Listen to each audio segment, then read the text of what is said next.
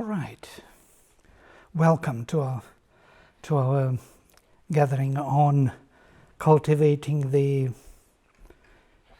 healing speech. That was the announcement, but it is in general way. Healing means introducing more. Yeah. I'm. Yeah, must be there. Yes, and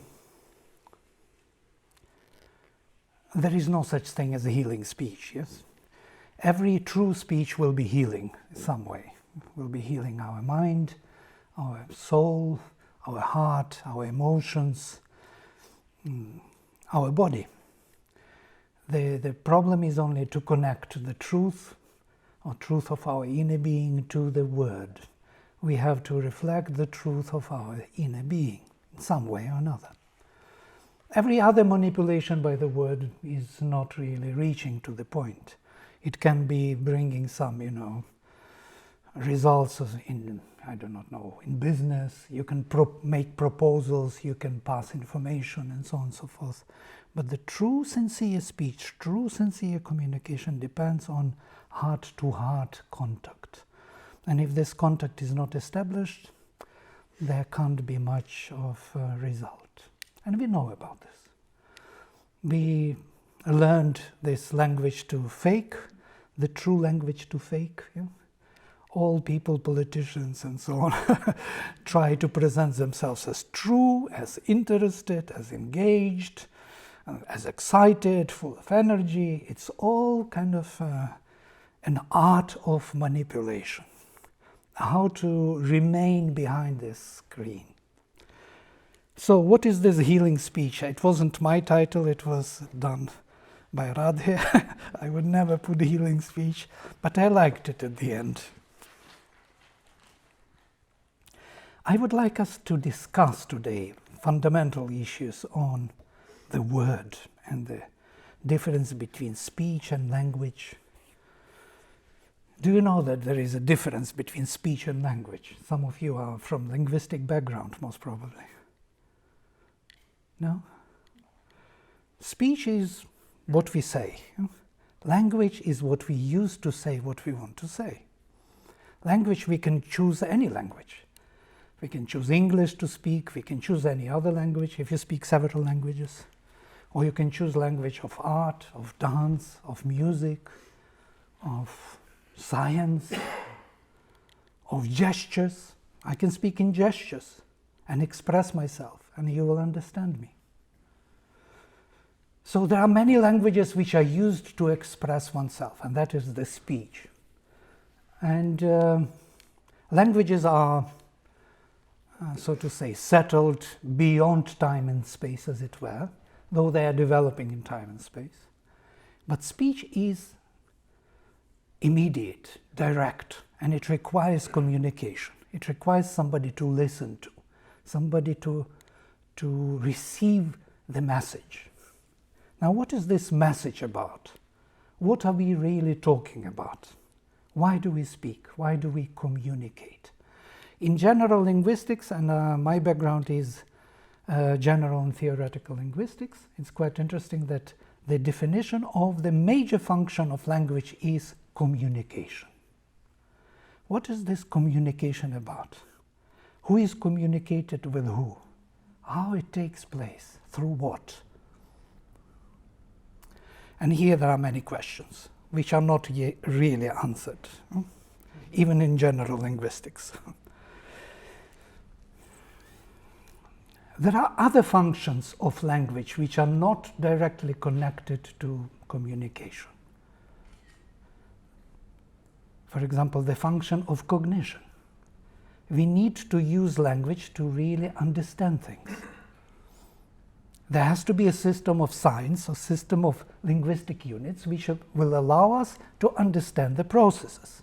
It is by putting them into order, into the text, that we can see what is going on and how to use this material, how to pass it, how to communicate it, and engage others to do the same, to work collectively on the same topic. The text is needed, the language is needed. So cognition is another part, and the third part is which is always almost neglected, is the creative function of language. Language creates new states of being, new states of consciousness, new emotions. When we watch some movie, we start crying, or we read the book, we are totally moved. How? Why? What has happened to us? Something was created within us, some new state of consciousness and being. And this is also the function of language. So how we would define, how would you define the sincere communication? What is really required for that?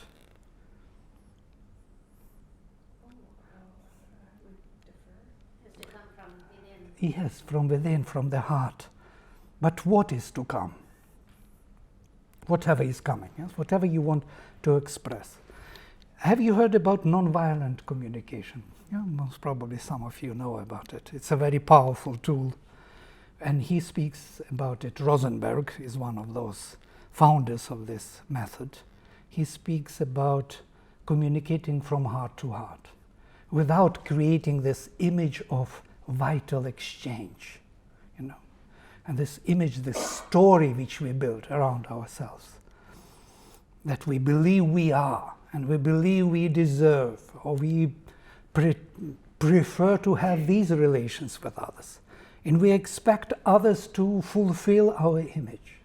So we are working not directly to the person. We don't even see the person. We are egoistically demanding from others to fulfill our needs and desires. And if they don't, we are very disappointed. So the sincere communication is something very difficult to achieve. Mother says we are never communicating deeply. We do not have that deep contact. We are listening to others in our own context. We are never putting ourselves into their shoes.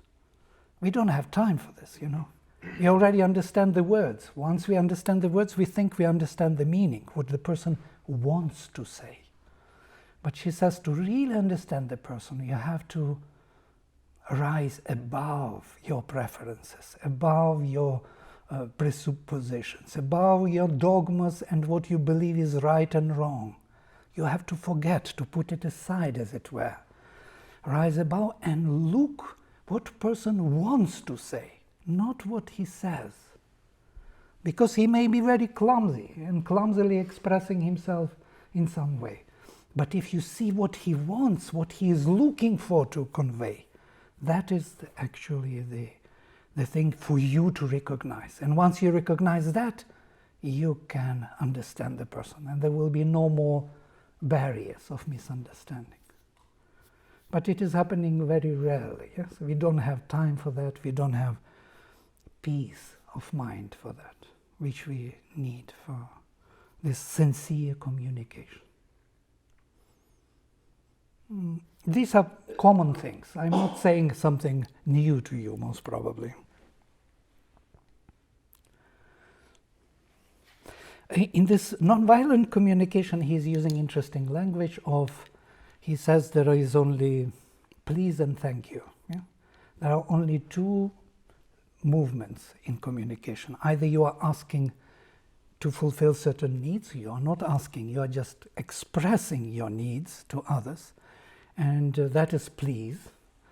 And the other is thank you, when you are grateful for that those beings are there, or those relations are there. So you express your gratitude and you give what you have extra to them without asking anything in return.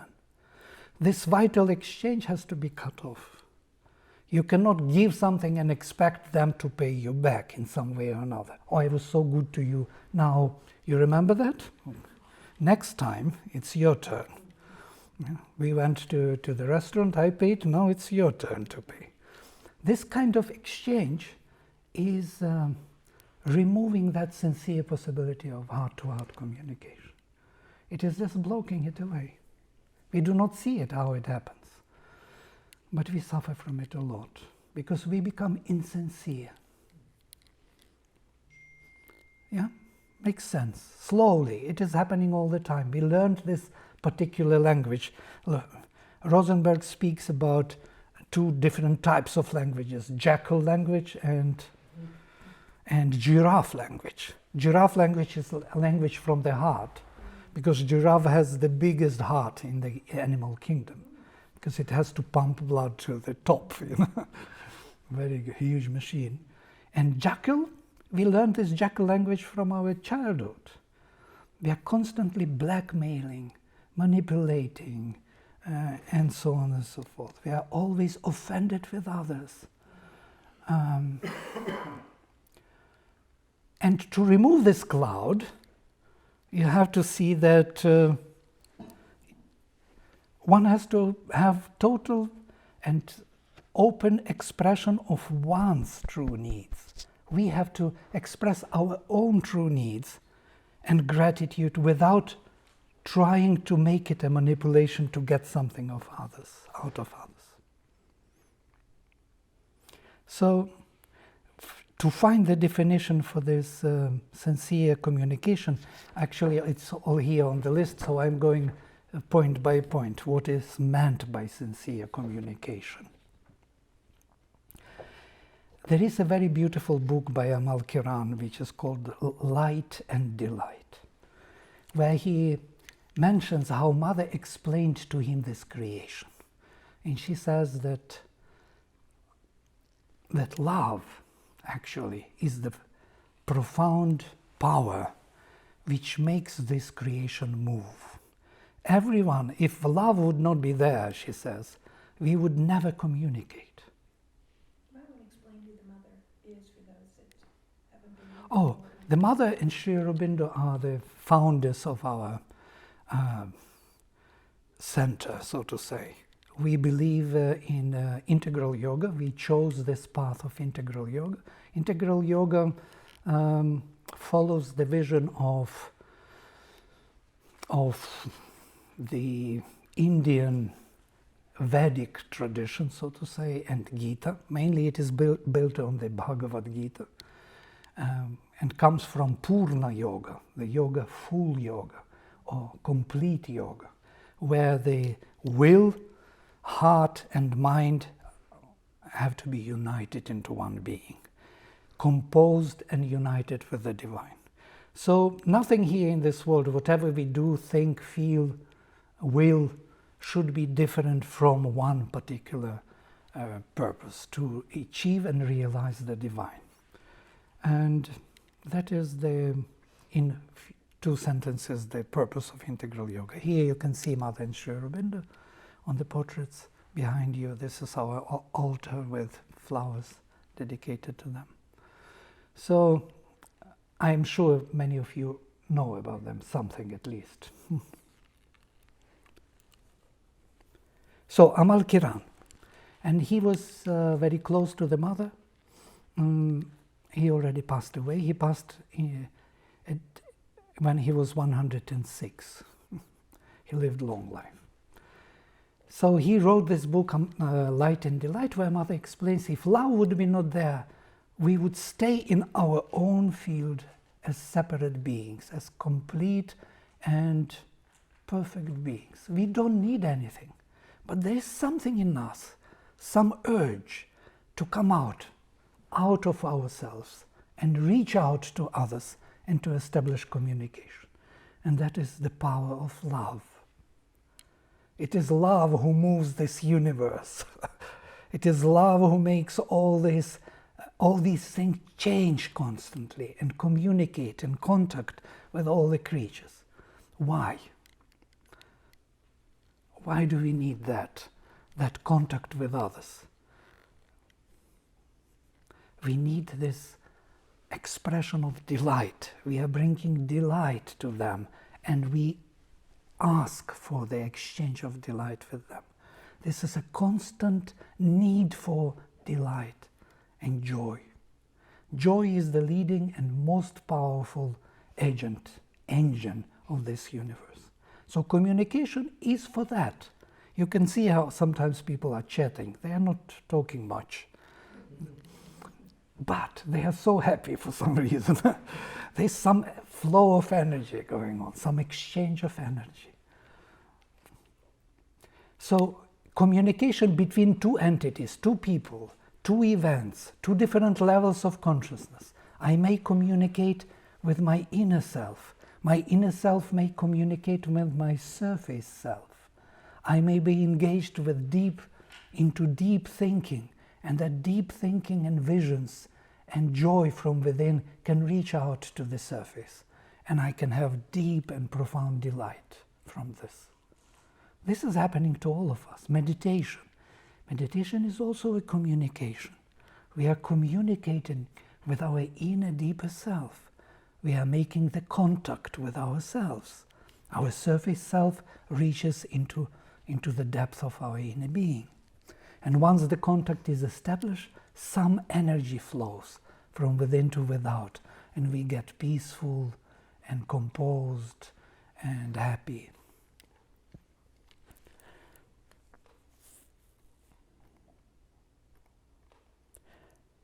So Mother speaks on the creative word, how to use the function, how to make our word more powerful.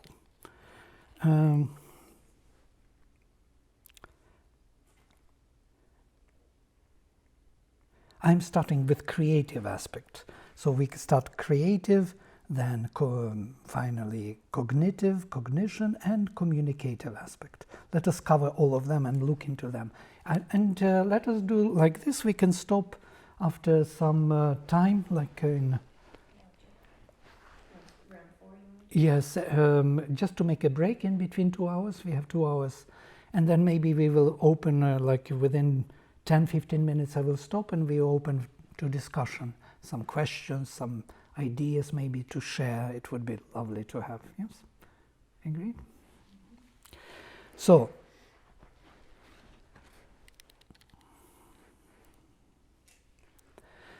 in this particular way of sincere communication, the deep listening, and this is another point in my presentation, the art of intentional listening, deep practice of uncovering subtle intentions behind one's communications. If there is no deep listening, there is no way to communicate sincerely. If I don't understand you, don't know what you want to say, and even you do not know truly what you want to say, you are looking for the words to express something which is urging you to communicate, and you didn't find the right words, and I am plus to it, not listening, then there is no communication. So I will have to help you with my deep listening to express yourself better. You can see this in the consultancy business or in the, in this very popular psychotherapy. Psychotherapist doesn't do anything, just listening. And you remember this movie, this funny movie, Freaky Friday? Nobody saw it? There was psychologist lady, and she had a daughter, and they changed the bodies. And then the daughter went to her working place as a psychotherapist. And she asked, "What should I do with these, your freaks?" And mother says, "You do nothing. You just listen, nod casually, and say, 'How do you feel about it?'" That's all. That's the job of psychotherapist. It's quite interesting because it tells us the truth. We don't need to do anything but listening deeply what person wants to express. He will find out what is there, but he needs a listener, a sincere listener. So how to listen? This is another big topic. What are we listening to? Do we listen to the words? What do we listen to when somebody speaks? Like myself, what are you listening to actually? You're tuning to something, yes? You are tuning to what the heck he wants to say, yes? You're looking to my intention. What am I bringing forward? What do I want to communicate? What is your message? That intention has to be discovered. I changed my listening quite considerably, and sometimes we have misunderstandings with Radha. because of this. Because I listen to not to the words, but to what person wants to say. And many times the words are actually what they want to say, it's all in the words. It doesn't go anywhere else. It stays there in the text. And I kind of don't register it even, because there was no message. It was a description. The description is not kind of registering in my head. The description is like as it is, so it's very difficult to relate to it seriously, because I have nothing to do with it. It's already there in that form. But if there is a message, if there is the intention to communicate something, something is wanted, something is wished to be changed, then I immediately register it.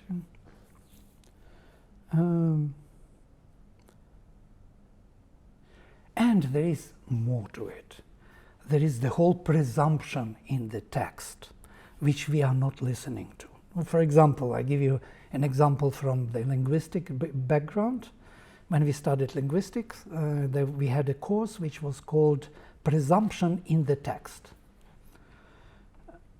For example, somebody comes into the classroom, this is the classroom, and I am a teacher, and I enter the classroom and I say, okay, Radhe will go to Greenville tomorrow.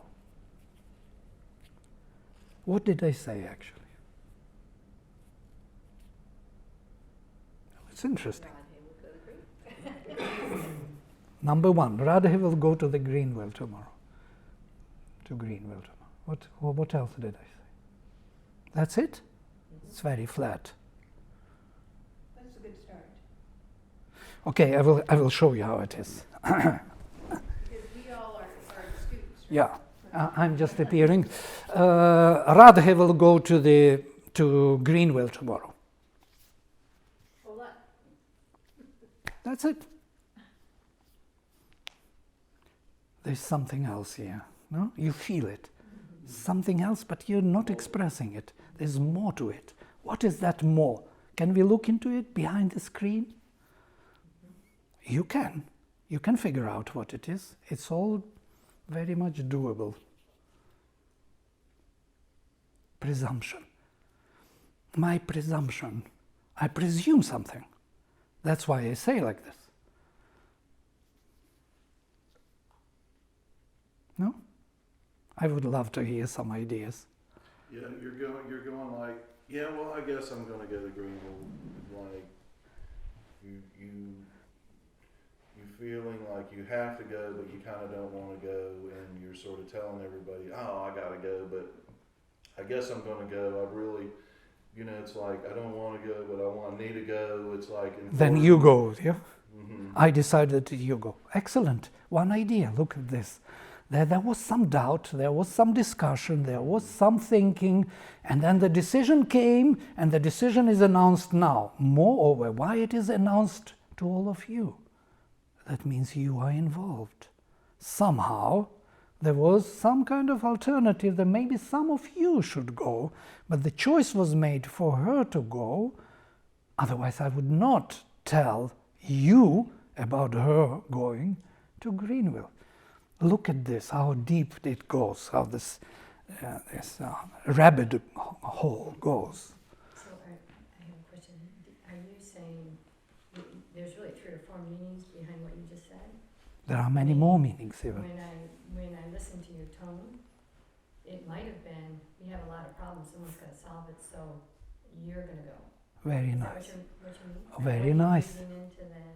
You listen to my tone, you listen to the voice, to the manner, to the gesture. You saw those things and you gathered much more of meaning than these words can convey. So we may all interpret that differently. We may. Or something in common will be there. That there was a discussion and the decision came to it that she will go. There was a doubt about it. Now there is no doubt. It's already decided by someone who deciding these things. Beyond you, you are here in a different position. The positioning is already put in. You can gather many more things. You wanted to say. I was just going to say it could also evoke feelings of frustration or resentment because Radhe is going create maybe more work for you. I don't know, you know, I'm saying from a negative perspective. Could be, possibly. It's everything beyond the screen. And it is very deep, and there are a lot of assumptions or presumptions, you know, which can be gathered out of it. Now, listening to the presumptions is actually listening to the intention. Why did I say this? What do I really mean by saying it? What is happening with me? What is in this message? It's not only that she will go, but there is more to it, you know, that somebody else will not go, and that means there was something there. We do not know what it is. There is no context in this for you now. But if you were in that group, it would be a lot. You know? But I'm just telling you how simple thing tells so much more.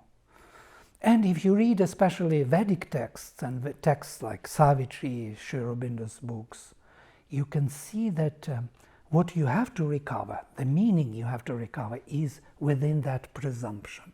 It is beyond the words. It is, why does he say what he say? What does he want to really bring forward through these words? It's not within the words. It's beyond the words. The intention. There is a very great scholar in India, Tantric, Abhinava Gupta, one of the great teachers of Kashmiri Shaivism.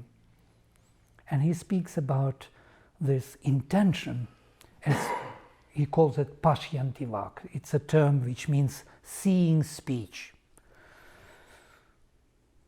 Now we get this glimpse of it, like suddenly I have this, oh, I understand, I know what I want to say, but I don't have yet words. I have to find the words. I already have the feeling what I want to convey, and I wait for the words, I collect the words from the language, put into the text, and present the text.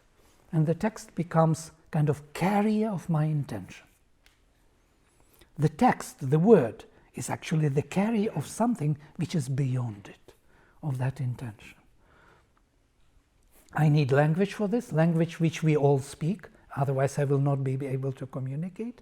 But my intention I put into the words in such a way that you may decipher my intention through the text. Listening to the text, you say, ah, that's what you mean. Do you mean this? And my words are really telling you what I tell you, but you want to know what I mean, what I want to express through my words. And this is something very interesting, because this Pashyanti, and he gives an example very beautiful and simple. Pashyanti comes, I have to go to the village to buy some rice. I must have rice. This is the quest, the idea now. It's good weather. I have to go to the village today because tomorrow it will be late. So the glimpse is there. So, but to go to the village, I have to feed my animals, to close my house, to switch off light, to put fuel into the car. I'm just adding to Abhinava Gupta car already. Whatever it is, I have to do many things around which are smaller pashyantis, smaller intentions, which are to fulfill this bigger intention to go to the village. And when I go to the village to buy some rice, it's also only a portion in time of this intention. Because to buy rice, I need for something else. I need to feed myself, and to feed myself, I need for something else. And that to live, that I have my life fulfilled, I need for something else. So behind all these smaller, narrowed down intentions, there is always a bigger intention. Until it comes to Sadashiva, as they say, to the Lord himself. And from him you see that the whole creation comes down in the streams of Pashyanti intentions. It's a huge stream which narrows down to smaller streams. And all of them are interrelated, interconnected. All of them are doing the same work of creation. We don't see it, we see only this. I'm going to the village. Why? I don't look farther because it's too complicated. I'm not concentrated on that to know what is next. But if we listen to each other from this perspective of Pashyanti, why a person wants to say what he wants to say, and what is behind that, why this person comes to you in this moment of time to say what he wants to say, what it is for you there, what message he brings to you, this is becoming very interesting. We are all met for some reason. We are all communicating for something deeper in us to be revealed. And it goes upper and upper, wider and wider, until we see the reason, the whole vision, how it is being embodied. This is an Indian tradition, very profound and very interesting. So Pashyanti Vak is manifested in Madhyama Vak, in the middle speech which uses language, and then it is expressed as Vaikhari, as this word. I speak the word, but it goes to my intention, and it goes into deeper vision or wider intention, and wider, until the whole manifestation is visible. The whole cosmos is understood. Makes sense? Indian tradition can add something very valuable to our thinking. And there is a very profound Vakyapadiya of Bhartrihari who deals with meanings now. And as you know from Gospel of John, for example, at the beginning was the Word, and the Word was God, or was with God, and the Word was God. And then what happened then, that the Word traveled, deviated from God. The meaning and word separated. How meaning and word got separated? This is our major problem of sincere communication. Because when we speak, we do not mean that. That is insincere communication. We mean something else, which has to be seen. But if we mean what we say, really mean, and we know what it is, then it is sincere. So the meaning and the word are to go together, but they were separated from the beginning of creation. There is this beautiful myth in Indian tradition about Brihaspati and Indra. Indra is the lord of the divine mind, and Brihaspati is the lord of the divine word.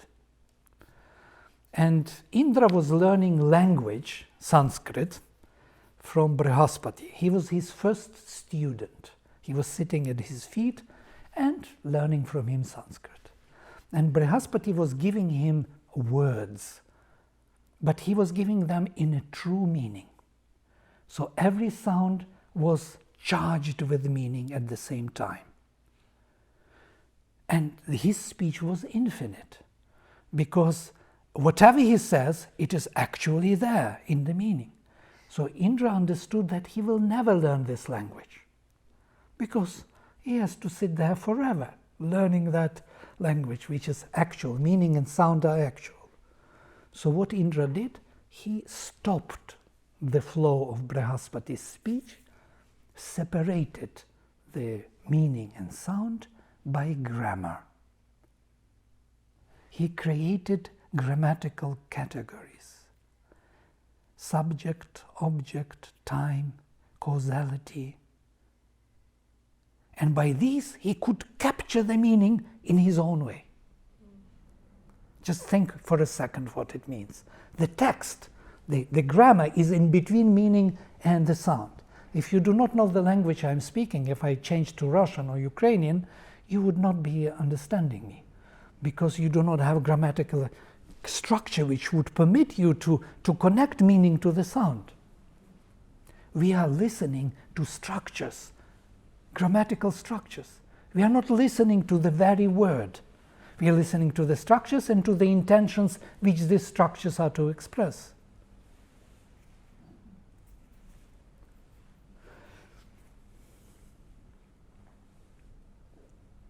Now, the separation of sound and meaning created a possibility of using the word not in a true context. From now on, we can lie. We can use the word meaning something which is not there. the meaning is not following the word. It is implied that it must be there, it might be there, it could be there. Oh, God knows whether it is there. It sounds like it is there, but it is not there. So the shift from the meaning to the meaning and the sound took place as a creation act. From now we can, and in Indian tradition, in Sanskrit tradition, it's quite interesting, there are no words which are negatively charged. So to say, you don't have the word for lie, for example. You cannot lie in Sanskrit. You can say asatyam or unwritten. It means not truth. Not lie. There is no active lie. It's not truth. What does it mean, not truth? This asatyam, this shifts the actuality of satyam into some other space or time. You say the truth, but it is not actual now. You say non-actual truth. It's nice, no? You never lie, but it is not actual. It's not applicable now. It is not for this time, not for this moment, not for this space. So this shift in space and time can take place. And that is what is insincere communication, when we are not actual to what it is. Now, to become actual, to become sincere, takes a lot of preparation and work on our side. We have to want to know ourselves. We have to learn about ourselves, what we are true, what we are not true, and how it is. What we are influenced by many energies of the mind, mental energies, mental vital energies, preferences, desires, fears, dogmas, all that what we inherited, our national, cultural background, our family background, our preferences we took from our parents, from our grandparents, and so on and so forth.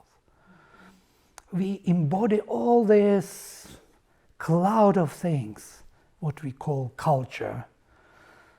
Our language is also very limited or very determined in a particular way to express world in one particular vision.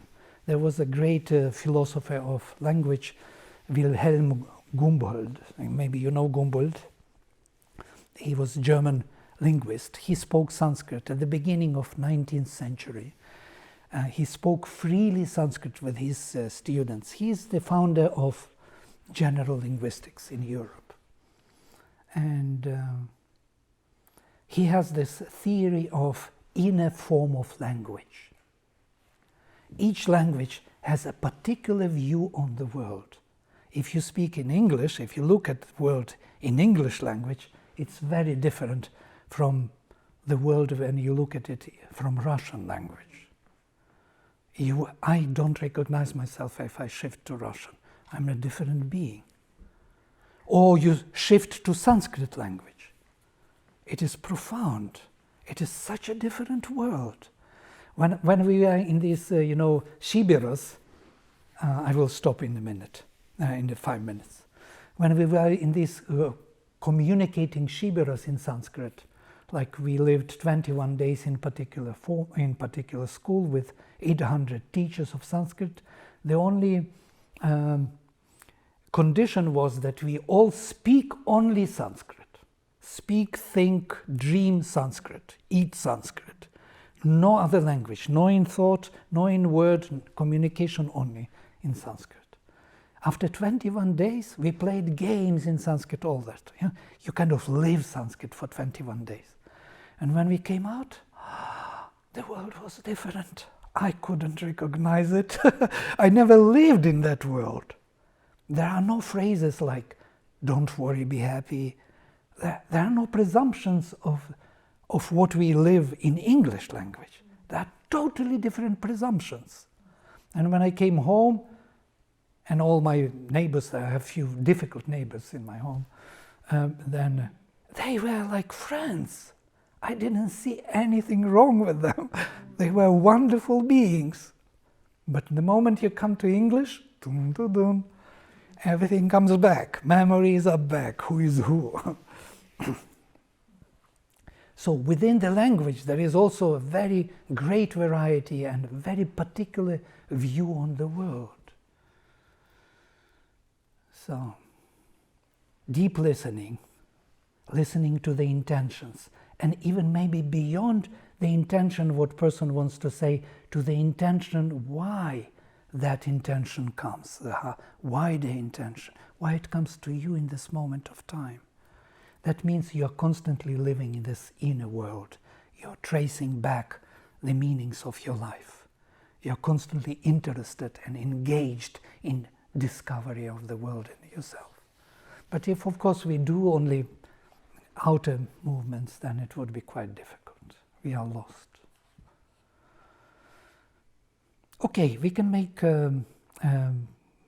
pause here, kind of maybe 5-10 minutes, and then we engage into discussions if you like. And there are many more things to say. Yeah? Yeah.